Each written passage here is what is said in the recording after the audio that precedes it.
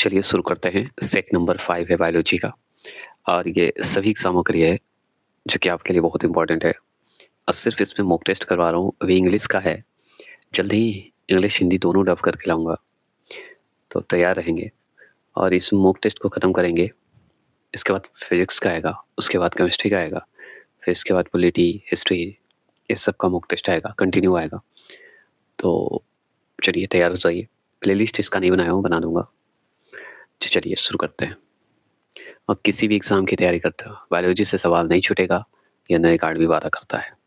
तो पहला क्वेश्चन देखिए, आपके स्क्रीन पे है कि पौधे किस विधि से भोजन का निर्माण करते हैं? बताइएगा।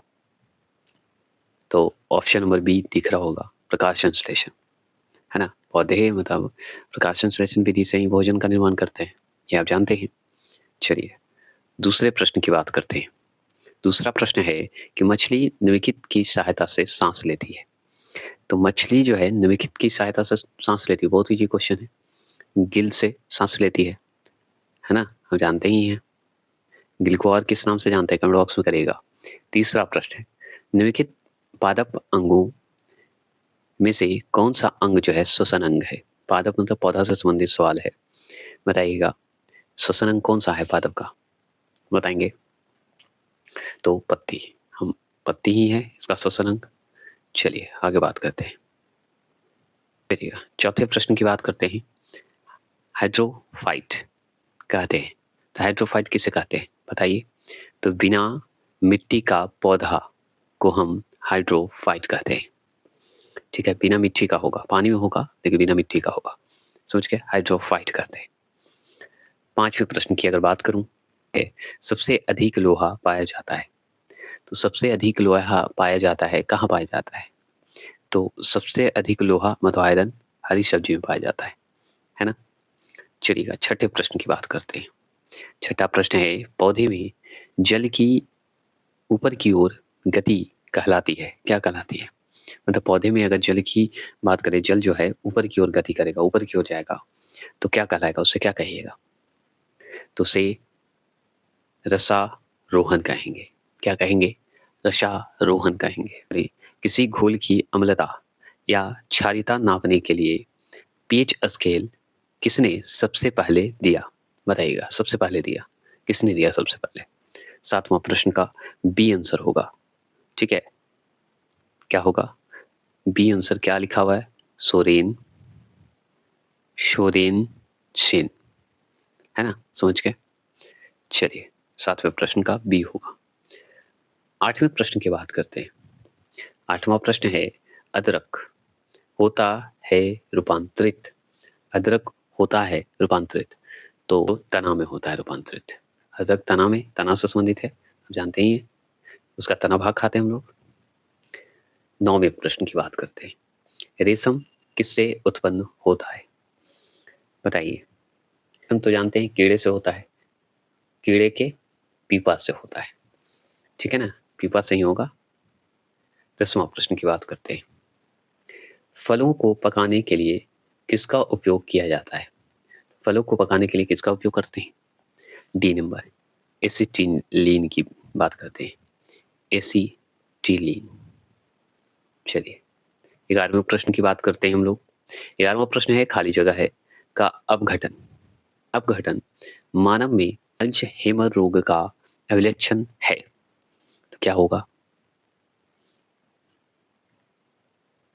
सी, मस्तिष्क कोशिका। ठीक है, तो मस्तिष्क कोशिका का अपघटन मानव में अल्ज़ाइमर रोग का अभिलक्षण है ना? अगर हेमर मतलब दिमाग से जोड़ लीजिए, अल्ज़ाइमर अगर बीमारी हो गया तो समझिए वो मस्तिष्क से संबंधित है। मस्तिष्क की बात करते हैं। 1 ग्राम वसा देती है। 1 ग्राम अगर वसा है तो कितना ऊर्जा देती है बताइए? तो 9.3 कैलोरी ऊर्जा देती है। KCl करके है ना, कैलोरी। चलिए 13वां प्रश्न, कौन सा विटामिन रक्त को जमाने में मदद करता है? तो रक्त को जमाने में मदद कौन करेगा? विटामिन के करता है। और विटामिन के का रासायनिक नाम बताए थे बहुत लोग, अच्छा लगा था, कमेंट बॉक्स में किए थे। आगे बात करते हैं, 14 प्रश्न की बात करते हैं। सूरज की रोशनी से हमें प्राप्त होते हैं। तो सूरज की रोशनी से क्या प्राप्त होता है? तो विटामिन डी प्राप्त होता है। क्लियर हो गया? चलिए 15वें प्रश्न की बात करते हैं। 15वां प्रश्न है कि मनुष्य के शरीर में सबसे छोटी ग्रंथि है। तो मनुष्य के शरीर में सबसे छोटी ग्रंथि तो आप जानते हैं पिट्यूटरी ग्रंथि है कि नहीं? एकदम सही है, सी आंसर। बहुत इजी क्वेश्चन है ना? चलिएगा, रेलवे के लिए तो बेस्ट है। 16वां प्रश्न की बात करें, शरीर में मास्टर ग्रंथि किसे कहा जाता है? लीजिए, तो पिट्यूटरी ग्रंथि को ही कहा जाता है मास्टर ग्रंथि। आगे बात करते हैं 17वां प्रश्न। 17वां प्रश्न है कि भ्रूण को भोजन किस माध्यम से प्राप्त होता है? तो भ्रूण को भोजन किस माध्यम से प्राप्त होता है, बताएंगे? तो 17वां प्रश्न का जवाब सी, गर्भनाल द्वारा ही प्राप्त होगा, है ना? 18वें प्रश्न की बात करते हैं। 18वां प्रश्न क्या है कि शरीर की सबसे बड़ी हड्डी कौन है? तो सबसे बड़ी हड्डी अगर पूछे तो फीमर है, जांघ की हड्डी है। ठीक है। 19वां प्रश्न की बात करते हैं। 19वां प्रश्न है कि मानव मस्तिष्क कितने ग्राम का होता है? बताइए, मानव का मस्तिष्क बताएंगे? 19वां प्रश्न का जवाब दिए। तो देखिए 1450 है। देखिए कहीं कहीं 1400 पूरे दे देता है, ठीक है, कहीं कहीं 1450 दे देता है, ध्यान रखना होगा ये सब। 20वां प्रश्न है ब्लड बैंक किसे कहा जाता है? तो ब्लड बैंक की बात करते हैं तो लीन स्प्लीन स्प्लीन बोला जाता है, ठीक है। ब्लड बैंक पीलिया भी कहते हैं, है ना, हिंदी में, ठीक है ना, पीलिया। चलिए 21वां प्रश्न। 21वां प्रश्न है खाद्य ऊर्जा किसके द्वारा प्रदर्शित की जाती है? बताइएगा, खाद्य ऊर्जा की बात हो रही है, बताइए। तो 21वां प्रश्न का जवाब कैलोरी में जो देंगे ए। चलिए 22 क्वेश्चन नंबर 22 है कि इंसुलिन निम्नलिखित में मनुष्य के किस अंग से निकलता है? इंसुलिन, तो इंसुलिन कहाँ से निकलेगा? पैनक्रियास से निकलेगा, अब जानते हैं, अग्नाशय से। 23 क्वेश्चन नंबर, पेसमेकर का संबंध है। तो पेसमेकर का संबंध जैसे ही बात करेगा तो हृदय टिक लगा के आ जाएगा। 24 क्वेश्चन नंबर 24 क्वेश्चन नंबर, निम्नलिखित में कौन सा विटामिन जल में विलय होता है? तो जल में विलय तो दो ही होते हैं, बी और सी, जिसमें सी आंसर दिया हुआ है, विटामिन सी, है ना। चलिए आगे चलते हैं 25 क्वेश्चन नंबर। 25 क्वेश्चन नंबर है कि कौन सा विटामिन वर्षा में घुलनशील होता है? तो बी और सी तो हम जान गए कि जल में होता है, तो इसमें बी और सी है, तो वर्षा में कौन घुलता है? के। मतलब बी और सी को छोड़कर सारा वर्षा में घुलता है, जो कि ऑप्शन में सिर्फ के है। क्लियर हो गया। आगे बात किए 26 क्वेश्चन नंबर, एक शाकाहारी को अपने शरीर के लिए आवश्यक फास्फोरस कहाँ से मिल सकता है? कहाँ से मिलता है, सवाल यही है। 26 तो दूध से मिलेगा, है ना। चलिए आगे चलें। अगर बात करूं 27 का, मानव शरीर के किस अंग में हड्डियों की संख्या सर्वाधिक है? सबसे ज्यादा सर्वाधिक संख्या कहाँ है हड्डियों का मानव शरीर का, बताइए? अंगुलियों में, है ना। चलिए 28 क्वेश्चन नंबर, प्रोटीन क्या है? बताइए प्रोटीन क्या है? ए नंबर पॉलीपेप्टाइड्स, ठीक है, पॉलीपेप्टाइड्स। चलिए 29 क्वेश्चन नंबर, निम्नलिखित में कौन सा विटामिन यकृत में संचित किया जा सकता है? यकृत मतलब लिवर में संचित किया जा सकता है, तो वो है विटामिन ए, है ना। चलिए आगे बात करें, 30वां प्रश्न की बात करते हैं। निम्नलिखित में से किस विटामिन की कमी के कारण मसूड़ों से रक्त आता है और दांत हिलने लगता है? तो विटामिन सी। क्लियर। चलिए अस्कॉर्बिक होता है ना विटामिन सी। 31वां प्रश्न है, मशरूम से बहु बहुत बहुतायता में मिलता है? मशरूम से बहुतायता में मिलता है, क्या मिलता है, बताइए? 31 का, तो ए प्रोटीन मिलता है। चलिए 32 क्वेश्चन नंबर, किस मानवांग में सर्वाधिक कोलेस्ट्रॉल उत्पादित होता है? बताइएगा, मतलब मानव का कौन सा अंग है जिसमें सर्वाधिक कोलेस्ट्रॉल उत्पादित होता है? ठीक है, मानवांग कर दिया मतलब मानव का अंग, समझ गए? ठीक है, बताइए। तो यकृत में होता है कोलेस्ट्रॉल, लीवर में, हाँ, प्रभावित भी करता है। 33, नेत्रदान में दाता के आंख नेत्रदान में दाता के आंख का कौन सा भाग जो है प्रत्यारोपित किया जा सकता है? तो और क्या किया जा सकता है? प्रत्यारोपित मतलब लगाया जा सकता है दान करके, तो कॉर्निया ही लगाया जाता है, ये भी ध्यान रखिएगा। किसी का आंख का अगर दान करते हैं तो उसका कॉर्निया का भाग को देते हैं। 34, निम्नलिखित में से शरीर की द्वितीय सबसे बड़ी ग्रंथि कौन सी है? अग्नाशय द्वितीय सबसे बड़ी ग्रंथि है। 35, सेरिब्रम किससे संबंधित है? तो सेरिब्रम हमारा मस्तिष्क से संबंधित होगा, है ना, समझ गए, मस्तिष्क से संबंधित है।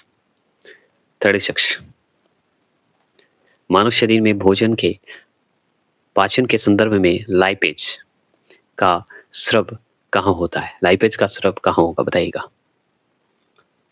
अग्नाशय में, पैनक्रियाज में, है ना, पैनक्रियाज में। 37 क्वेश्चन नंबर, खाद्य संसाधन तथा संचय द्वारा कौन से पोषक तत्व अधिकांश रूप में प्रभावित होते हैं? अधिकांश रूप से प्रभावित होगा, बताइएगा? 37, सी विटामिन। 38 क्वेश्चन नंबर, भोजन श्रृंखला का 10% सिद्धांत किसने दिया था? बताइएगा 10% सिद्धांत। ऐसे लिंडमान बोला जाता है, आप लिंडमान भी बोल सकते हैं। 39 क्वेश्चन नंबर, प्रतिवर्ती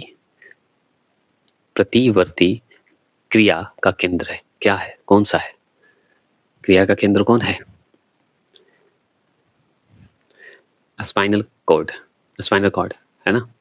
आगे बात करते हैं, 40वां प्रश्न की बात करें तो लार की प्राकृतिक होती है, लार की नेचर होती है, क्या होती है?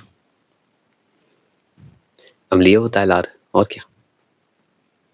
41, न्यूरॉन इकाई है, न्यूरॉन जो है किसका इकाई है?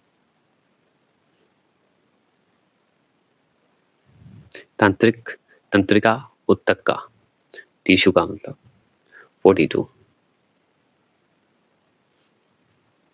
42 है, किस हार्मोन्स द्वारा हृदय स्पंदन तथा रुधिर दाब बढ़ जाते हैं? बताइएगा, किस हार्मोन्स द्वारा? 42 का तो बी होगा, एड्रीनल, ठीक है। 43 क्वेश्चन नंबर, पके हुए आम में कौन सा विटामिन होता है? पके हुए आम में तो विटामिन ए होता है।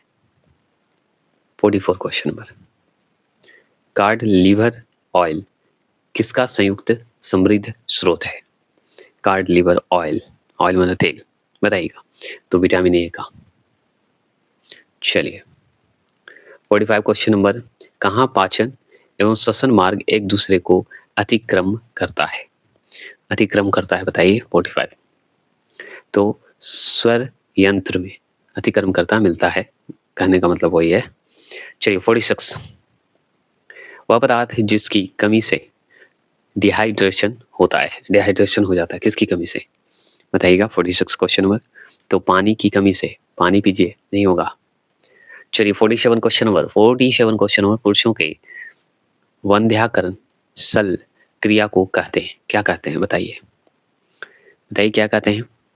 तो सी वैसेक्टोमिया,